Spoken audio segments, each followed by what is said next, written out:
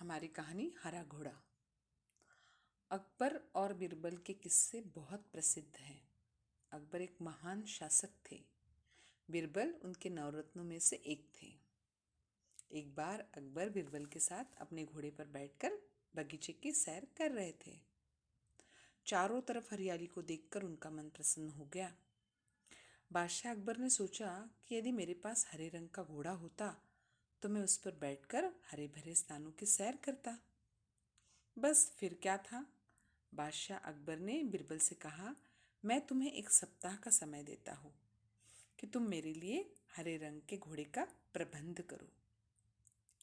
बादशाह अकबर बीरबल की बुद्धिमानी की परीक्षा लेना चाहते थे, इसीलिए उन्होंने हरे रंग का घोड़ा लाने के लिए कहा था। अब बच्चों, आपको तो पता ही है कि अकबर के दरबार में जो बीरबल थे वो कितने चतुर थे। उनकी बुद्धिमानी की कहानियाँ हमने पढ़ी है। अभी मैंने आपको एक कहानी भी बताई है। आपने इसके पहले भी इसके बारे में सुना भी है और पढ़ा भी है। तो ये जो कथा है हमारी हरा घोड़ा, आपने कभी हरा घोड़ा देखा है क्या? हरा घोड़ा आपने कभी देखा है क्या? मैंने तो कभी हरा घोड़ा नहीं देखा है। लेकिन इस कहानी में अकबर बीरबल जो है वो अकबर बादशाह जो है वो बीरबल की बादशाह अकबर जो है वो बीरबल की चतुराई की परीक्षा लेना चाहते हैं, इसीलिए उन्होंने उनसे हरे घोड़े के लिए कहा है। अब बीरबल अकबर जो थे बादशाह अकबर जो थे उनके दरबार में जो 9 रत्न थे उनमें से एक थे। अब ये 9 रत्न जो थे वो कौन थे कि जिस 9 लोग थे जिसकी जिस विषय में मास्टरी है, बहुत अच्छा ज्ञान है उसको उस बात में, उसको वो काम देना और उसको वो नाम देना। इस तरह 9 रत्न उन्होंने बादशाह अकबर ने अपने दरबार में रखे थे। उन्हीं में से एक थे बीरबल। अब किस्से, ये जो है किस्सा जो शब्द है उसका बहुवचन है किस्से। प्रसिद्ध का अर्थ है मशहूर और शासक का अर्थ है राजा। अकबर और बीरबल के किस्से बहुत प्रसिद्ध है। अकबर एक महान शासक थे, बीरबल उनके 9 रत्नों में से एक थे, जैसे कि मैंने आपको अभी बताया। एक बार क्या हुआ कि दोनों भी एक साथ घोड़े पर बैठकर बगीचे की सैर कर रहे थे, यानी बीरबल और अकबर। अब चारों तरफ हरियाली को देखकर उनका मन प्रसन्न हो गया। बगीचे में तो हरियाली रहती है, बगीचा का अर्थ होता है उपवन, और सैर करना यानी भ्रमण करना। अब हरियाली देखकर बादशाह अकबर ने सोचा कि यदि मेरे पास हरे रंग का घोड़ा होता तो मैं उस पर बैठकर हरे भरे स्थानों की सैर करता।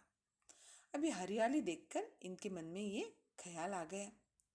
बस फिर क्या था, मन में ख्याल आया तो तुरंत बादशाह अकबर ने बीरबल से कहा कि मैं तुम्हें एक सप्ताह का समय देता हूँ। अकबर हर किसी को एक सप्ताह का समय देते थे, जैसे कि हमने हमारी कहानी में देखा। और तुम मेरे लिए हरे घोड़े का प्रबंध करो, यानी मुझे हरा घोड़ा एक सप्ताह में ला कर दो।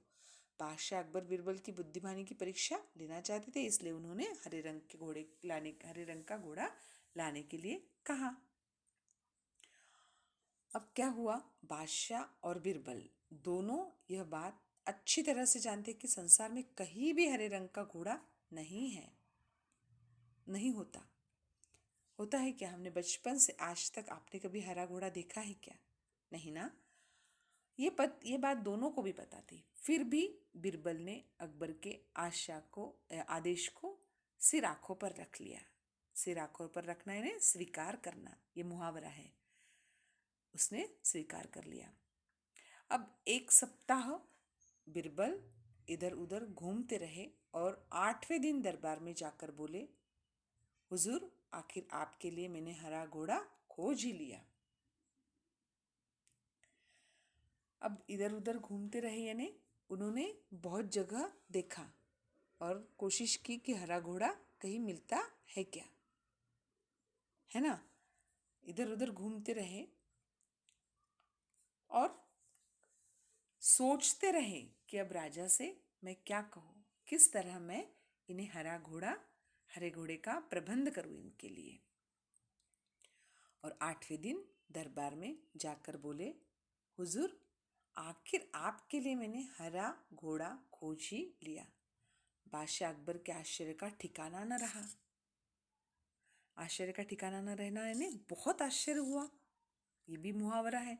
और वे सोचने लगे कि जब हरा घोड़ा होता ही नहीं तो बिरबल ने कैसे खोज लिया। अब प्रश्न चिन्ह उनके मस्तिष्क में वो सोचने लगे कि अगर हरा घोड़ा होता ही नहीं है तो फिर बिरबल ने हरा घोड़ा कहाँ से लाया, इसका प्रबंध कैसे किया। उन्हें विश्वास नहीं हुआ, फिर भी उत्सुकता से कहा उन्होंने कि बिरबल, हरा घोड़ा कहाँ है, मैं उसे तुरंत ही देखना चाहता हूँ। अब क्या हुआ, उन्हें विश्वास तो नहीं हो रहा था क्योंकि उन्हें भी पता था कि हरे रंग का घोड़ा नहीं होता है, लेकिन फिर भी उन्होंने उत्सुकता से कहा कि बिरबल, हरा घोड़ा कहाँ है, मैं उसे तुरंत देखना चाहता हूँ। बिरबल ने उत्तर दिया, हुजूर, घोड़ा मिल गया है, पर हरे घोड़े के मालिक की 2 शर्तें हैं, इसीलिए घोड़े को आप अभी नहीं देख सकते, आपको इंतजार करना पड़ेगा। कैसी शर्तें, बादशाह ने पूछा। अब बिरबल तो बड़े चतुर थे, है ना। उन्होंने क्या कहा कि हरा घोड़ा तो मुझे मिल गया है, लेकिन हरा घोड़ा देखने के लिए जो घोड़े का जो मालिक है उसने 2 शर्तें रखी है, और उन शर्तों को पहले आपको सुनना होगा और बाद में आपको हरा घोड़ा देखने के लिए मिलेगा। तो बादशाह ने कहा कि कैसी शर्त। बिरबल ने जवाब दिया, पहली शर्त यह कि बादशाह को घोड़ा लेने के लिए वहाँ स्वयं ही जाना पड़ेगा, यानी वो खुद वहाँ जाएंगे घोड़ा लेने के लिए, ये पहली शर्त। और दूसरी शर्त यह है कि हुजूर, जब घोड़े का रंग दूसरे घोड़ों से अलग है, हरा रंग एकदम अलग है ना, तो घोड़े को देखने का दिन भी अलग ही होना चाहिए। देखो कितने चतुर थे बिरबल, उन्होंने पूरे सोच विचार किया और बाद में वो दरबार में आए और उन्होंने कहा कि यदि घोड़े का रंग अलग है तो फिर घोड़े को देखने का दिन भी अलग ही होना चाहिए। तो ये अलग दिन कौन सा हो सकता है, यानी सप्ताह के 7 दिनों के अलावा आप घोड़े को किसी भी दिन देख सकते हो। ये तो बड़ा आश्चर्य है कि 7 दिन के अलावा, यानी 7 दिन के अलावा और कौन सा दिन हो सकता है कि जिस दिन बादशाह अकबर जाकर घोड़े को देखे। तो जब बादशाह ने बिरबल की दूसरी शर्त सुनी तो वे बिरबल का मुंह देखने लगे। अब उनको बराबर समझ में आया कि ये बिरबल की चतुराई है और इसलिए वह उनके मुंह की तरफ देखने लगे। उन्होंने मन ही मन सोचा, 7 दिनों में से अलग कौन सा दिन होगा। 7 दिन तो मुझे भी पता है, पर इससे अलग दिन कौन सा होगा। अब जब 7 दिनों से अलग कोई दिन हो नहीं सकता तो हरा घोड़ा कैसे हो सकता है, जो कि आज तक किसी ने भी नहीं देखा है, वो कैसे हो सकता है।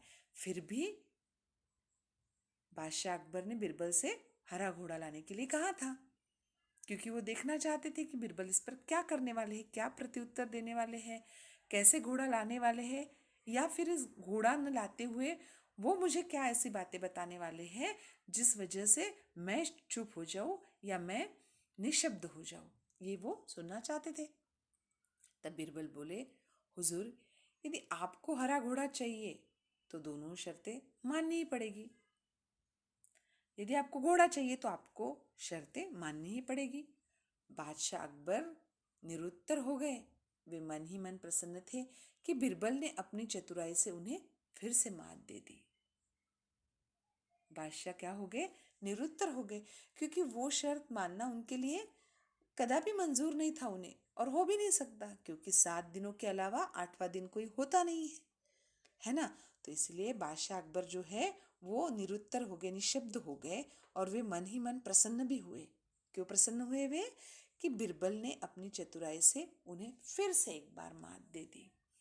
और इसी तरह बिरबल हमेशा उन्हें मात देता था, और जो भी कोई समस्या उनके सामने आती थी उसका हल बिरबल तुरंत ढूंढ लेते थे।